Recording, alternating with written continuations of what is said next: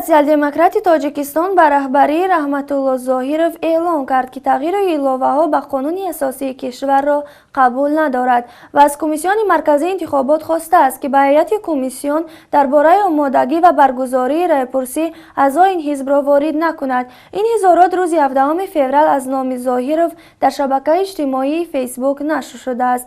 дар як ҷаласаи вижаи Комиссиони марказии интихобот ва раъйпурсӣ, ки рӯзи 15 феврал дар шаҳри Душанбе баргузор гашт, 68 ҳавзаи интихоботӣ дар қаламрави кишвар расман таъсис дода шуд.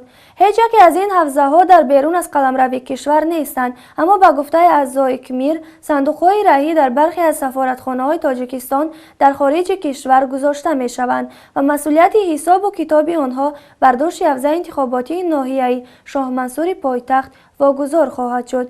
22 مای سال جاری از سوی مجلس نمایندگان پالاتای پایانی پارلمان تاجیکستان روز برگزاری راهپرسی برای وارد کردن تغییر و ایلاوه‌ها به قانون اساسی اعلان شده است. طبق لایحه از سوی وکیلان پارلمان تصدیق شده در عموم به کنستیتوسیا 41 تغییر و ایلاوه‌ها وارد کرده می شود.